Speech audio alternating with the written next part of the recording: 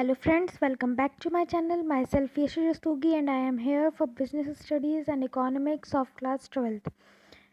I hope आप लोगों ने इस चैप्टर का फर्स्ट पार्ट देख लिया होगा। ये पार्ट सेकंड है और पार्ट फर्स्ट में हमने meaning of management and characteristics समझ लिए थे। अब हम इस वीडियो में ऑब्जेक्टिव्स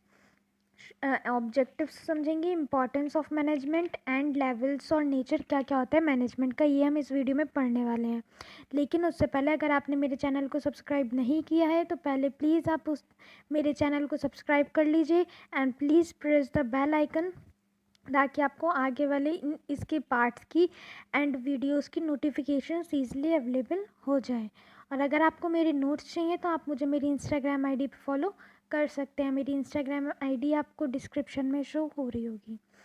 तो आज हम ऑब्जेक्टिव्स ऑफ मैनेजमेंट पढ़ने वाले हैं। मैंने आपको दो चीज़ें बताई थी बिजनेस स्टडीज़ पढ़ने से पहले। आप हमेशा ये सोचिए कि आप एक ऑर्गेनाइजेशन के ओनर हैं और आप एक ऑर्गेनाइजेशन को चला रहे हैं। और दूसरी बात ये कि जब भी आप बिजनेस स्टडीज़ पढ़ें तो उससे पहले उस चैप्टर का नेम अच्छे से समझ लीजिए। अब हमने इस चैप्टर का नेम तो पिछले वीडियो में समझ लिया था।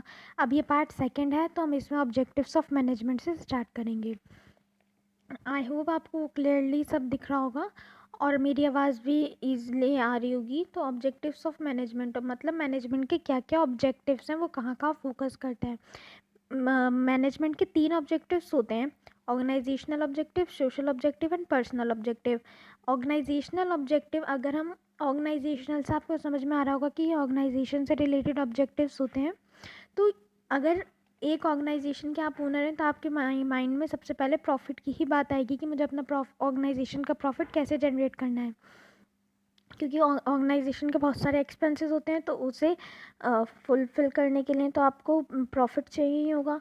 तो उसके लिए सबसे पहले ऑर्गेनाइजेशनल ऑब्जेक्टिव आ जाता है। प्रॉफिट मैक्सिमाइजेशन ये ऑर्गेनाइजेशनल ऑब्जेक्टिव नहीं होता है, हमारे पास सर्वाइवल एंड ग्रोथ भी होता है। मतलब ऑर्गेनाइजेशनल ऑब्जेक्टिव हम 3 चीज़ों के ऊपर फोकस करते हैं: सर्वाइवल, प्रॉफिट एंड ग्रोथ।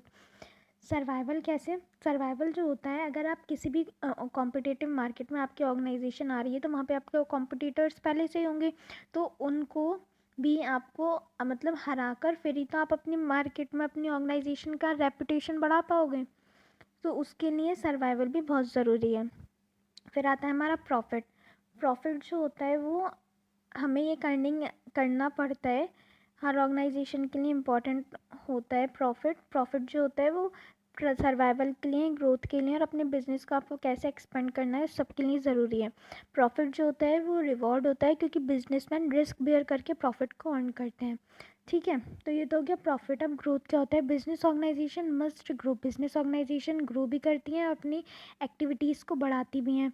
तो जो भी ऑर्गेनाइजेशन की सक्सेस है हम उसे कैसे मेजर कर सकते हैं? अगर उस ऑर्गेनाइजेशन की ब्रांचेस ज़्यादा हैं, अगर उसने एम्प्लॉयमेंट ज़्यादा प्रोवाइड किया है तो इसके थ्रू अगर उसकी ब्रांचेस ज़्यादा हैं तो हमें ये पता लगा सकते हैं कि हाँ ऑर्गेनाइजेशन सक्सेसफुल है, अपने गोल्स अचीव कर रही है, तो वहाँ पे इन्वेस्टर्स इन्वेस्ट भी करना पसंद करते हैं। तो ये तो हो गया ऑर्गेनाइजेशनल ऑब्जेक्टिव। अब आता है हमारा सोशल ऑब्जेक्टिव। इसमें क्या होता है? एक ऑर्गेनाइजेशन जो होती है वो सोसाइटी में ही ऑर्गेनाइज होती है।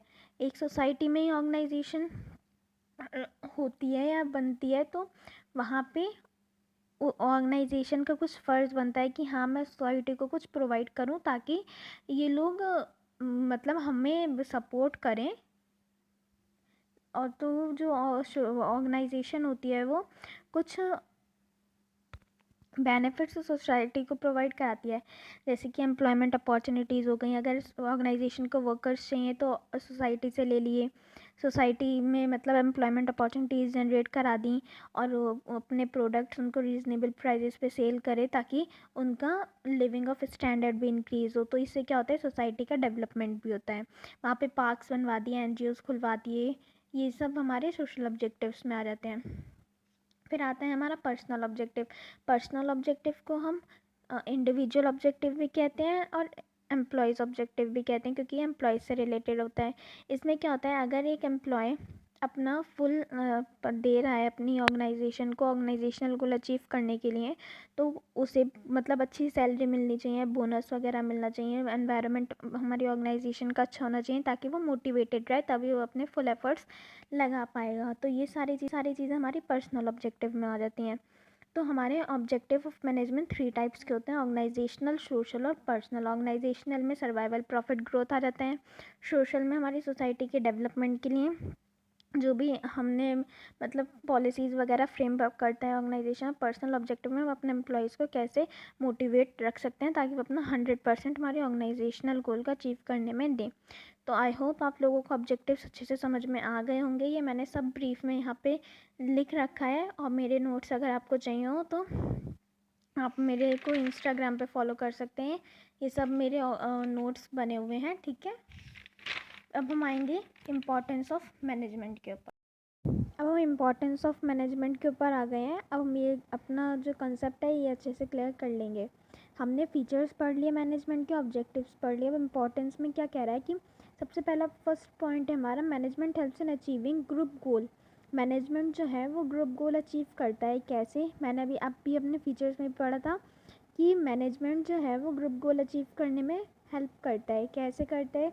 हमारी ऑर्गेनाइजेशन में जितने भी एम्प्लॉयज़ वर्क करते हैं, मैनेजर का ये वर्क होता है कि वो सब एम्प्लॉयज़ के जो भी इंडिविजुअल गोल्स हैं उन्हें ऑर्गेनाइजेशनल गोल की तरफ अट्रैक्ट करे, ताकि वो लोग अपने ऑर्गेनाइजेशनल गोल्स को अचीव करें। क्यों? क्योंकि जब ऑर्गेनाइजेशनल गोल अचीव हो जाएंगे तो उनके पर्सनल गोल्स भी अचीव हो जाएंगे। उसके बाद सेकेंड पॉइंट हमारा, मैनेजमेंट इंक्रीजेस एफिशिएंसी। एफिशिएंसी का मतलब क्या होता है? कम कॉस्ट में हम अच्छे से अपनी रिसोर्सेज को यूटिलाइज़ करके प्रोडक्ट तैयार करें। तो ये मैनेजमेंट क्या करता है? इसे इंक्रीज़ करता है, क्योंकि ये एक डेलिब्रेट प्रोसेस फॉलो करता है जिसकी हेल्प से हम अपना वर्क एफिशिएंटली और इफ़ेक्टिवली कर सकते हैं। फिर थर्ड पे है हमारा, management create a dynamic organisation. हमारी ऑर्गेनाइजेशन एक अनसर्टेनिटीज़ अनसर्टेन एनवायरनमेंट में लोकेटेड है, क्योंकि एनवायरनमेंट का किसी को कुछ नहीं पता, कब को प्रेफरेंस लोगों की चेंज हो जाती है, टेस्ट चेंज हो जाता है, कुछ भी लॉस फेस करना पड़ता है। तो इसलिए हमें अपनी ऑर्गेनाइजेशन को एक डायनेमिक ऑर्गेनाइजेशन बनाना पड़ता है, ताकि अगर कुछ भी उसे लॉसेस वगैरह फेस करने पड़े तो कोई इफ़ेक्ट नहीं पड़े। फोर्थ पॉइंट है हमारा, management helps in achieving personal objective. अब मैनेजमेंट पर्सनल ऑब्जेक्टिव कैसे अचीव कराता है? मैंने अभी फर्स्ट पॉइंट में बताया, जब हमारा ऑर्गेनाइजेशनल गोल अचीव हो जाएगा, जब हम सक्सेस अचीव कर लेंगे तो हमें प्रॉफिट होगा। जब प्रॉफिट होगा तो हम अपने एम्प्लॉयज़ को बोनस पे या प्रॉफिट शेयरिंग करके उनको प्रॉफिट भी दे सकते हैं, जिसकी वजह से वो मोटिवेट हो जाएंगे और उनका पर्सनल ऑब्जेक्टिव भी अचीव हो जाएगा। फिफ्थ पॉइंट आता है हमारा, management helps in development of society. Management जो होता है वो सोसाइटी में लोकेटेड होता है, तो सोसाइटी को वो कुछ बेनिफिट्स प्रोवाइड करता है, जैसे कि एम्प्लॉयमेंट अपॉर्चुनिटीज़ हो गई, पार्क्स हो गए, स्कूल्स हो गए, NGOs हो गए, जिसकी वजह से हमारी सोसाइटी क्या होती है? डेवलप्ड होती है। तो वही बात इसमें आ जाएगी कि मैनेजमेंट जो है वो सोसाइटी को डेवलप करने में हेल्प करता है। अब हम नेचर ऑफ़ मैनेजमेंट के ऊपर आ गए हैं। नेचर ऑफ़ मैनेजमेंट क्या होता है कि मैनेजमेंट क्या है? मैनेजमेंट एक आर्ट है, साइंस है, प्रोफेशन है, या दोनों है, साइंस और आर्ट?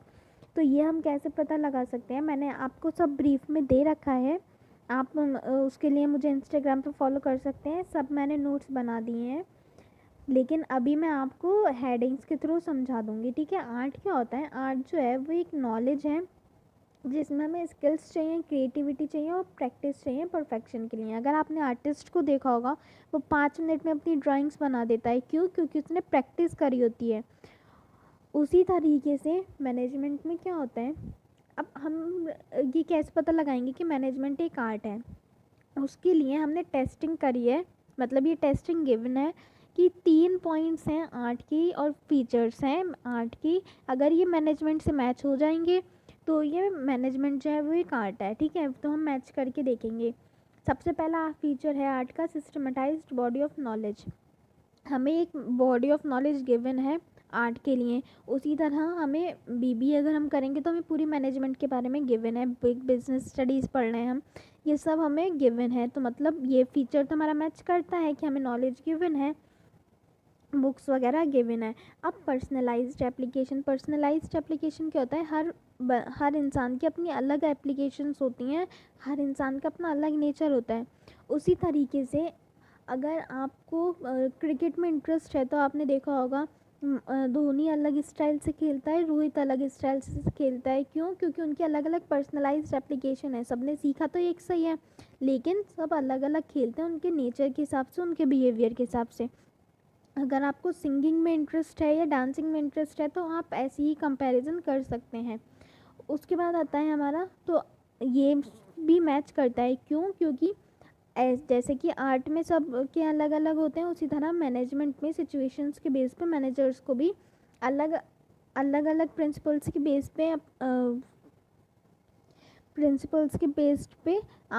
वो रिजल्ट्स लाने होते हैं ताकि वो अपने ऑर्गेनाइजेशन को अच्छे से मैनेज कर पाए। तो ये फीचर भी हमारा मैनेजमेंट से मैच करता है। थर्ड आता है हमारा based on practice and experiments.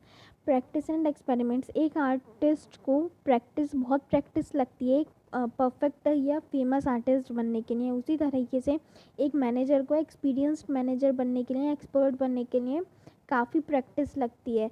क्यों? क्योंकि जैसे जैसे वो सिचुएशंस को फेस करता है वैसे वैसे उसे ट्रेनिंग मिलती है कि मुझे अपनी सिचुएशन को कैसे हैंडल करना है। तो ये फीचर भी हमारा आर्ट से मैच करता है। अब हम मैनेजमेंट एज साइंस कैसे पहचानेंगे? तो मैनेजमेंट एज साइंस को पहचानने के लिए भी मैंने यहाँ पे 3 टेस्ट गिवन करे हैं। ये टेस्ट आपको आपकी बुक्स में भी गिवन है, और अगर आपको नोट्स चाहिए तो आप मुझे इंस्टाग्राम पे फॉलो कर सकते हैं। सबसे पहला क्या है? Systematic body of knowledge. इसमें भी सिस्टमैटिक बॉडी ऑफ नॉलेज होता है साइंस को पढ़ने के लिए। तो ये फीचर तो हमारा मैच करता है। मतलब अभी हमने आर्ट पढ़ा तो हम ये कह सकते हैं कि हमारा जो आर्ट है ये परफेक्ट है, क्योंकि मैनेजमेंट एज आर्ट तो प्रूव हो गया, ये क्या है? ये परफेक्ट है। लेकिन अब मैनेजमेंट एज साइंस को प्रूव करना है। तो सबसे पहला सिस्टमेटाइज्ड बॉडी ऑफ नॉलेज ये होता है, ये तो ठीक है, बुक्स हमें गिवन है, सब कुछ हमें गिवन भी है, ठीक है, तो ये तो ठीक है। उसके बाद क्या आता है? Principles based on experiments. ये हाफ ठीक हो सकता है, हाफ नहीं। क्यों? क्योंकि जो साइंस में होते हैं वो प्रिंसिपल्स हमें फैक्ट्स पे गिवन होते हैं, एक्सपेरिमेंट्स पे गिवन होते हैं। जैसे कि अगर कोई भी केमिकल रिएक्शन है तो वो भी एक्सपेरिमेंट्स पे बनती है, ये बात तो है साइंस की। लेकिन मैनेजमेंट में क्या होता है कि कुछ हद तक तो हम ह्यूमन बिहेवियर को समझ सकते हैं, क्योंकि मैनेजमेंट में जो भी एक्सपेरिमेंट्स होते हैं वो ह्यूमन बिहेवियर के ऊपर होते हैं। तो कुछ हद तक तो हम ह्यूमन बिहेवियर को समझ सकते हैं, लेकिन ह्यूमन बिहेवियर कब चेंज हो जाएगी किसी को नहीं पता। इसलिए ये हाफ मैच करेगा, हाफ मैच नहीं करेगा, ठीक है। तो हाफ मैच और हाफ मैच नहीं करेगा। अब आता है हमारा third, universal validity. Universal validity क्या मतलब है? साइंस में H2 का मतलब हाइड्रोजन होता है, तो वो सभी जगह एप्लीकेबल है, चाहे USA हो, चाहे इंडिया हो, चाहे चाइना हो, अमेरिका है, लंदन वगैरह कुछ भी हो, वो सब जगह एप्लीकेबल है। लेकिन मैनेजमेंट में ऐसा नहीं होता है। जैसे जैसे ह्यूमन बिहेवियर में चेंजेस आते हैं वैसे वैसे मैनेजमेंट में भी चेंजेस आते हैं, तो ये भी हमारा मैच नहीं करता है। तो हम क्या कह सकते हैं कि मैनेजमेंट जो है वो हाफ साइंस है और हाफ साइंस नहीं है, हाफ साइंस है, हाफ साइंस नहीं है, ठीक है। अब आता है management is both science and art. Management art तो है, फुली आर्ट है, लेकिन साइंस जो है वो हाफ है। तो हम ये कह सकते हैं कि मैनेजमेंट जो है वो दोनों है, साइंस भी है और आर्ट भी है। तो अब हम ये देखेंगे कि management as a profession, management एक प्रोफेशन है या नहीं है। तो इसके लिए भी हमने प्रोफेशन के 5 फीचर्स हमें गिवन है। इसकी बेसिस पे हम देखेंगे कि मैनेजमेंट एज अ प्रोफेशन है या नहीं है। सिस्टमैटिक बॉडी ऑफ नॉलेज, तो ये तो फीचर्स सेम है, सभी फीचर्स की तरह ये मैच हो जाएगा प्रोफेशन से मैनेजमेंट का। लेकिन अब सेकंड आता है रेस्ट्रिक्टेड एंट्री।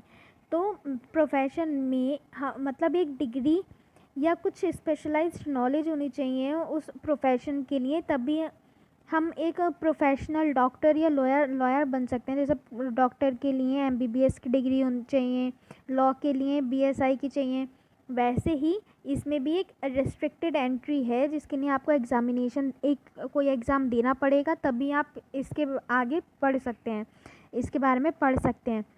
लेकिन मैनेजमेंट में अभी ऐसा नहीं है, तो ये फीचर हमारा मैच नहीं करता है मैनेजमेंट से। थर्ड आता है प्रोफेशनल एसोसिएशन। प्रोफेशनल एसोसिएशन क्या है कि एक प्रोफेशनल डिग्री होती है, एसोसिएशन होती है, जो कि इसकी डिग्री देती है, जैसे कि MBA की मैनेजमेंट की AIMA है, ऑल इंडिया मैनेजमेंट एसोसिएशन।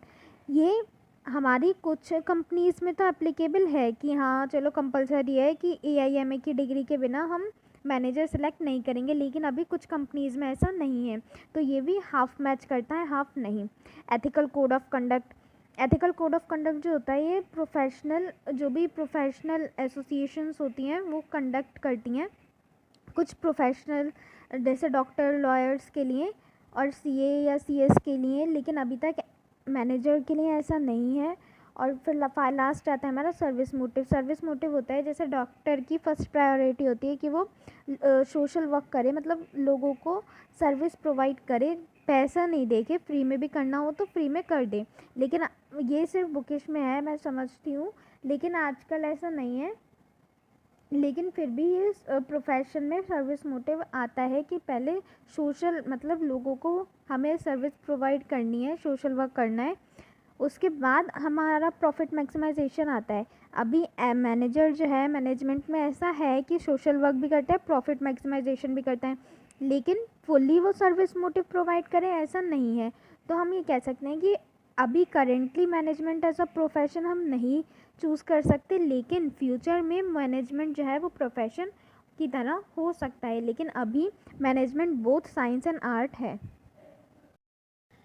अब हम लेवल्स ऑफ मैनेजमेंट पढ़ेंगे। हमारे मैनेजमेंट के 3 लेवल्स होते हैं। हमारे मैनेजमेंट में मतलब एक ऑर्गेनाइजेशन में 3 लेवल्स होते हैं, top level, middle level and lower level. Lower level को हम सुपरवाइजरी लेवल भी कहते हैं एंड ऑपरेशनल लेवल भी कहते हैं। टॉप लेवल में कौन कौन लोग आ जाते हैं हमारे? CEO की फुल फॉर्म हो गई चीफ एग्जीक्यूटिव ऑफिसर, CFO की chief financial officer, board of directors, chairman, general manager, vice president, president, ये सब टॉप लेवल में आ जाते हैं। इनका क्या वर्क होता है? ऑब्जेक्टिव्स को सेट करना, पॉलिसीज़ फ्रेम करना और कुछ इंपॉर्टेंट डिसीजंस लेना। और ये क्या होते हैं, कुछ अथॉरिटी अपने मिडिल लेवल को ट्रांसफ़र कर देते हैं। इनका काम क्या होता है? जो भी रिसोर्सेज हैं, जो भी ऑर्डर्स हैं टॉप लेवल के, उनको फॉलो करना, रिसोर्सेज को एलोकेट करना, और जितनी भी जो भी न्यूज़ हो या जो भी लॉस वगैरह है वो सब की रिपोर्ट देना टॉप लेवल को। ठीक है, इसमें कौन कौन लोग आ जाते हैं? Purchase manager, sales manager, production manager etcetera. क्योंकि ये डिपार्टमेंट्स इसमें बने हुए होते हैं, इसलिए सब अलग अलग डिपार्टमेंट्स के मैनेजर हमारे मिडिल लेवल में आ जाएंगे। लोअर लेवल में कौन आते हैं? जो सुपरवाइज़र्स हो गए, फॉरमैन हो गए, क्लर्क, ये सब हमारे लोअर लेवल में आ जाते हैं।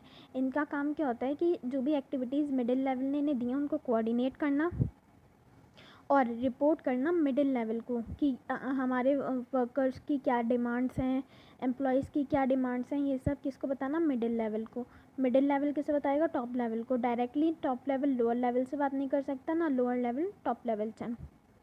इन्हें एक चेन फॉलो करनी पड़ती है। ठीक है, टॉप लेवल से लोअर लेवल पे क्या हो रही है? अथॉरिटी ट्रांसफ़र हो रही है, लेकिन लोअर लेवल से टॉप लेवल पे क्या ट्रांसफ़र होगा? अकाउंटेबिलिटी। अकाउंटेबिलिटी का मतलब होता है आंसरेबिलिटी, कि अगर लोअर लेवल ने कोई काम नहीं करा तो वो काम क्यों नहीं करा है वो सब उसे मिडिल लेवल को बताना पड़ेगा। फिर मिडिल लेवल क्या होगा? टॉप लेवल को बताएगा कि ये काम क्यों कंप्लीट नहीं हुआ और अपनी ऑर्गेनाइजेशन की गोल्स को क्यों अचीव नहीं कर सके। तो आई होप आपको लेवल्स ऑफ मैनेजमेंट समझ में आ गया होगा। और अगर आपको इसके भी नोट्स चाहिए तो आप मुझे मेरी इंस्टाग्राम ID पे फॉलो कर सकते हैं, और मैं आपको जब ये चैप्टर कंप्लीट हो जाएगा तो उसके बाद केस स्टडीज़ भी वहीं पे प्रोवाइड करवा दूँगी। तो अब हमारा इसका बस कुछ ही पॉइंट्स बचे हैं। एक पॉइंट बचा है हमारा फंक्शंस ऑफ मैनेजमेंट, कोऑर्डिनेशन। बस ये पॉइंट 2 पॉइंट हम पार्ट 3 में कंप्लीट कर लेंगे, और फिर आपका चैप्टर नंबर 1 कंप्लीट हो जाएगा। फिर हम चैप्टर नंबर 2 कंप्लीट करेंगे। Thank you.